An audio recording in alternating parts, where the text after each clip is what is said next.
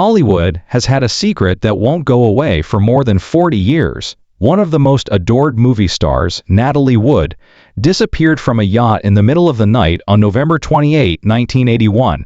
Her body was discovered drifting in the murky Pacific waters off Catalina Island by morning. She was only 43. According to the official narrative, a woman slipped while attempting to tie a dinghy, resulting in a sad accident. The case is over. This is what they failed to disclose to the public, though. Natalie's dread of dark water was crippling. For 15 minutes, witnesses heard her yelling for assistance, but the person on the yacht answered coolly and did nothing. Before contacting for assistance, her husband waited for 4 hours. Furthermore, the story of her body's bruises contradicted the tranquil accident they wanted everyone to think. Her husband, her lover, and, detectives say, a person of interest in what may be one of Hollywood's most meticulously covered tragedies, Robert Wagner, is at the center of it all. More times than anyone can count, his story has altered. His 95-year-old silence now speaks louder than any confession ever could. There is still ambiguity around what happened that night. There has never been an explanation for the delay in requesting assistance.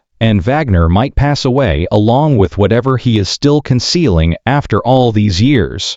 The answers may lie in those murky waters where Natalie breathed her last, or they may be closer than we realize.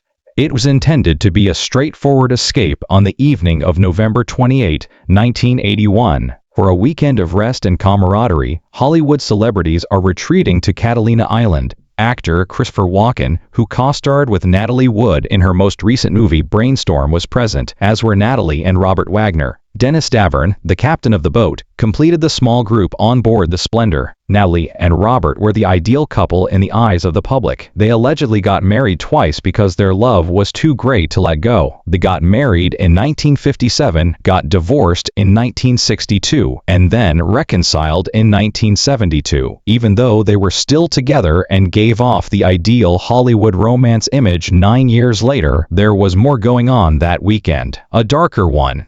They had gone to a restaurant on the island and spent the evening drinking a lot. Alcohol had shortened tempers and softened tongues by the time they got back to the yacht. There had been growing friction between Wagner and Walken, according to several accounts. Some claim that Natalie's career was at issue. Others speculate that it has to do with something more intimate and personal. This is what no one questions. That night, there was an altercation. This is the reason Natalie Wood's narrative is so eerie. She drowned, but she wasn't just any actress. She was a woman who had been afraid of dark water all her life. It was not a minor or casual fear. It was deeply ingrained and stemmed from a terrifying prophecy she had heard as a child. Natalie's mother had once been told by a fortune teller that she would perish in murky water. For decades, the prophecy plagued her. Family and friends were aware of this fear. Lana, Natalie's sister, would subsequently remark that her sister would never have willingly approached a boat's edge at night. Not when weather is calm. Not in the terrible weather that encircled Catalina Island that night, however. Anyone who knew Natalie would have thought it was ridiculous that she had clambered onto the deck of the yacht in the middle of the night in choppy waters, in her nightgown and stockings, to tie up a noisy dinghy. A woman who has always been afraid of dark water would not suddenly go out into a storm by herself. But let's go back to the yacht dispute. Later, Captain Davern reported hearing glass shattering, furniture being thrown, and raised shouts coming from the cabin. Eventually, Robert Wagner would acknowledge that he had crushed a bottle of wine in a fit of passion when he was arguing with Wallon. Conveniently, he neglected to provide this information in his original police statements. The dispute became more heated. Caught in the midst of the growing tension, Natalie attempted to leave the scene, but she vanished somewhere about 11:00 that evening. According to Wagner, he assumed she had just gone to bed. However, this is where the narrative begins to unravel, because what followed would start a series of events that, almost 40 years later, still don't make sense. Most individuals would take prompt action when a spouse vanishes from a yacht in the middle of the night, particularly if the weather is bad and the woman is afraid of drowning. They would summon the Coast Guard. The water would be scanned by searchlights. Every second would count. None of those items were done by Robert Wagner. Around 11 that evening, Natalie disappeared. It was not until 3:30 in the morning that the Coast Guard received a call. That equates to 4.5 hours of stillness, during which a woman who is not a good swimmer may be having difficulty in frigid, dark water. Nearly 6 hours after Natalie was last spotted, at 5:11 a.m., the rescue boat captain was finally reached. 6 hours. The first hour matters in maritime emergencies. Hypothermia can develop in just a few minutes in cold water. When someone falls overboard, every second counts. Nevertheless, Wagner, a seasoned boater who was familiar with these waterways, waited all night before phoning for assistance. Later, Captain Davern disclosed an even more unsettling aspect of those missing hours. He claimed that Wagner specifically instructed him not to radio for assistance, switch on the yacht's searchlights, or do anything else that might highlight Natalie Wood's disappearance from the vessel. Davern described Wagner's orders as chilling and unambiguous. He told the captain to keep the searchlights off and to do nothing. There has never been a sufficient explanation of the causes of this delay. Since then, investigators have been attempting to address the questions presented by the purposeful directive to turn off the searchlights and refrain from requesting assistance. It was too late when searchers eventually started looking. Natalie's body was found drifting a mile or so from the yacht about 7:30 that morning. She still wore stockings, a heavy down jacket, and her flannel nightgown. Nearby, the dinghy of the vessel was discovered rocking softly against the beach. The preliminary inquiry proceeded far too rapidly. Almost immediately, authorities declared her death to be an accidental drowning. They put forth a straightforward theory. Natalie managed to sneak into the sea as she went to lock the yacht after hearing the dinghy knock against it. However, the facts presented a different picture. Natalie's alcohol concentration was 0.14%, significantly more than the legal limit, according to the autopsy. In addition, she had taken painkillers and motion sickness medication, which would have made her sleepy and uncoordinated. However, the toxicological did not raise the most serious concerns. The bruises were the cause. Her arms and legs were covered with fresh bruises. She had abrasions on her cheek, scrapes on her neck, and marks on her face. A fall into turbulent water may account for some of these injuries, but other injuries showed up in places that suggested something else entirely, possibly something that occurred before she even entered that water. Several of the bruises appeared to be defensive wounds, the type that would have developed during a physical conflict, according to forensic experts who later examined the case. Then came the witnesses that no one was interested in hearing from. That night, John Payne and Marilyn Wayne were anchored close to the Splendor on their own boat. Decades later, the sounds that woke them up at midnight still haunt them. Over the dark sea, a woman's voice screamed out, afraid and frantic. The woman was shouting that she was drowning and begging for help. For around 15 minutes, the shouts persisted. A person fighting for their life in the ocean for 15 painful minutes. However, the reaction Marilyn and John heard unsettled them even more than the actual cries. From the direction of the yacht, a man's voice, composed and apparently unconcerned, responded with what sounded like a casual nod. Her sorrow was acknowledged by just 2 words alone. Then nothing. No attempt at rescue. There were no noises of someone rushing to assist. Eventually, the frantic screams subsided and the night became calm once more. Marilyn attempted to tell authorities what she had heard, but her evidence was rejected in 1981 because Hollywood's defense apparatus and Robert Wagner's celebrity power were already in place. Later on, she said she even got anonymous cautions to remain quiet about what she had heard that evening. One of the case's most enigmatic mysteries is the identity of the man who quietly acknowledged a drowning woman's pleas coming from the direction of the yacht, and has never been revealed why he did nothing to save her. The case stayed closed for nearly 30 years. Hollywood moved on after Natalie Wood's death was dismissed as a terrible accident.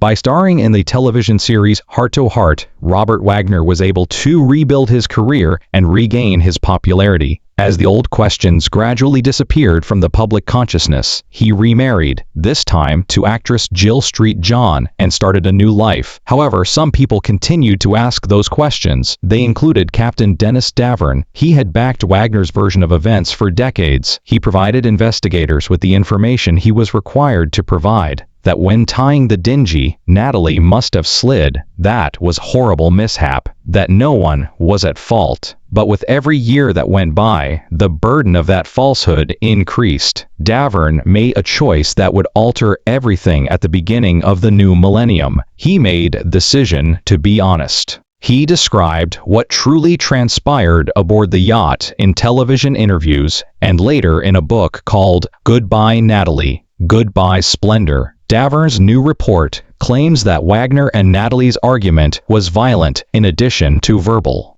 In the cabin, he heard furniture being thrown, shouting that grew into something far worse reached his ears, and then there was the quiet before Natalie vanished. The captain wanted to start a search as soon as Wagner came out of the cabin and informed Davern that Natalie was missing. Do all you can to locate her, including turning on the lights and calling the Coast Guard, but he was stopped by Wagner. Davern now claims that in 1981 he was coerced and threatened into keeping quiet. Given Wagner's stature and influence, it was obvious what story needed to be conveyed. And young and unsure, Davern followed suit. However, decades later, he was no longer able to live with that choice. He sent his updated testimony to the Los Angeles County Sheriff's Department in 2011. He informed them that he thought Wagner was to blame for Natalie's fate, that she might still be alive if they had phoned for aid right away, and that he had lied in his initial comments because he had received coaching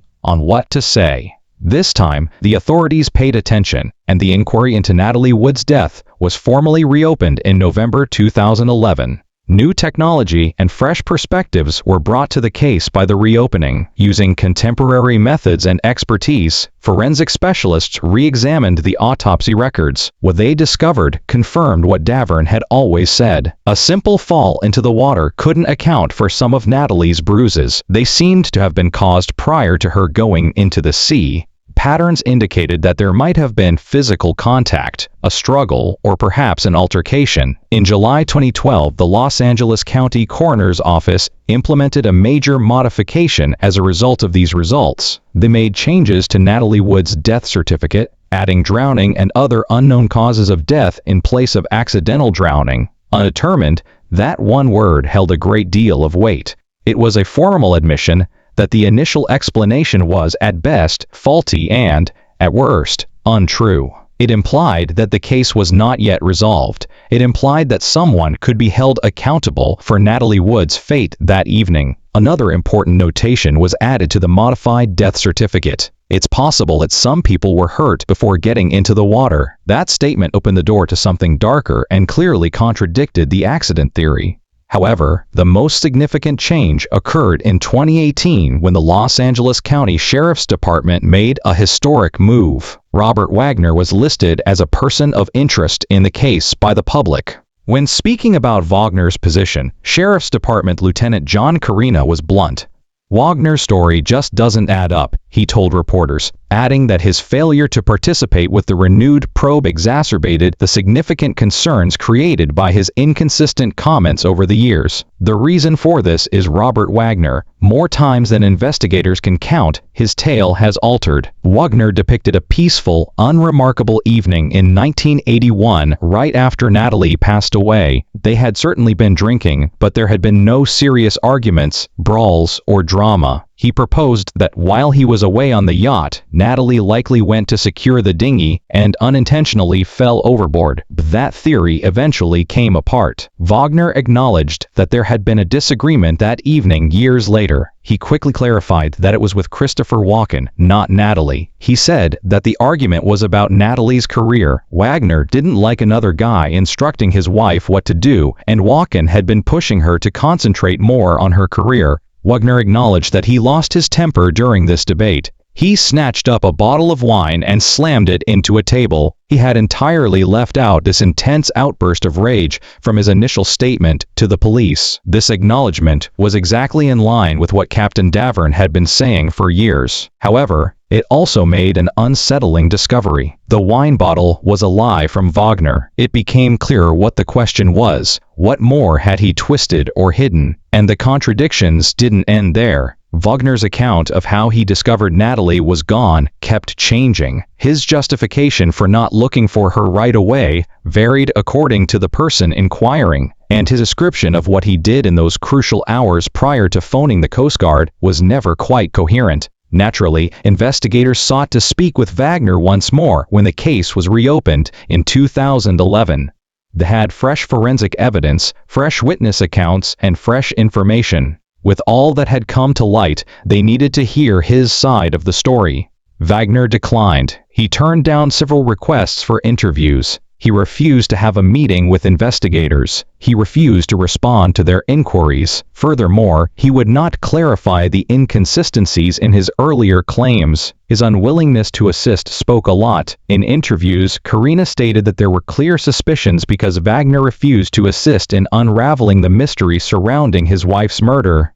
It stands to reason that someone with nothing to conceal would wish to clear their name and finally answer the questions. Christopher Walken's silence was the only one that could match Wagner's. In 2012, the actor who was present for at least a portion of that deadly night spoke with Playboy magazine. He basically restated the original story in it. Perhaps Natalie fell in while trying to fix the dinghy. That was it. Walken has already denied all calls for comment, further shrouding an already unsolvable case in obscurity. However, someone else was becoming more vocal as Wagner and Walken opted for silence. Lana Wood, Natalie's younger sister, has fought for decades to learn the truth about her sister's fate. The accident tale has never been credible to her. It had never occurred to her that Natalie would voluntarily approach the lake that evening. Furthermore, she has continued to blame Robert Wagner. Lana has repeatedly criticized Wagner's tale for its contradictions in several interviews and public appearances. She has questioned his failure to cooperate with investigators and his actions that evening. She has insisted on questioning him under oath, compelled to provide an explanation for the inconsistencies and holes that have existed in this case since the start. Lana's memoir, Little Sister: My Investigation into the Mysterious Death of Natalie Wood, was released in 2021. She disclosed heartbreaking family secrets and brought up troubling issues regarding the inquiry in it. She also revealed something Natalie had told her years before, that star Kirk Douglas had sexually raped Natalie when she was 16 years old at a meeting set up by their mother to further Natalie's career. After that incident, Natalie was clearly shaken and told her sister that Douglas had harmed her. This revelation brought to light Natalie's vulnerabilities throughout her life and the culture of silence that shielded powerful men in Hollywood, even though it had nothing to do with what happened on The Splendor. There is more to Lana's fight for justice than just cracking a case. She wants to make sure that Natalie Wood isn't just remembered as a horrible accident and to commemorate her sister's memory. It's about holding people responsible who were present that evening and might have known more than they've ever disclosed. The current age of Robert Wagner is 95. He lives quietly in Aspen, Colorado, where he occasionally appears in public and celebrates birthdays with his family. Beyond the shadow of that November night, he has established a life. The case is still unresolved, but the darkness has never really left him. Wagner has never faced criminal charges, even though he was designated as a person of interest. It is circumstantial evidence. The witnesses are becoming older. Furthermore, some facts are impossible to confirm due to the passage of time. However, the information that is still available presents a troubling image. When Natalie Wood vanished, there were 4 persons on that yacht. One of them has passed away. Wagner, one of them, has provided several conflicting statements and won't talk to investigators. Walken, another, has been virtually silent. Additionally, Davern, the 4th, has utterly changed his story, saying he was under duress to lie. These are the facts that have been established. That night, there was a fierce argument. In his rage, Wagner crushed a bottle of wine. Around 11:00, Natalie vanished, and Wagner waited for hours before phoning for help, telling Dever not to use the radio or searchlights. For 15 minutes, a woman cried out for assistance, and someone on the yacht answered with cool indifference. According to independent witnesses, Natalie was discovered wearing nightwear rather than the attire of someone preparing to go on deck, and her body displayed bruises that were not consistent with a straightforward fall. The fact that Natalie had a confirmed debilitating phobia of dark water is maybe the most telling of all. Her own sister thinks her death was not an accident, and she would never have willingly left the yacht by herself at night. The precise chain of circumstances that brought her into that water is still unknown. The identity of the person who calmly acknowledged Natalie's cries as she drowned, if there was a physical argument prior to her going overboard, the true reason Wagner put off asking for aid, and the secrets that Wagner and Wallon are still holding after all these years.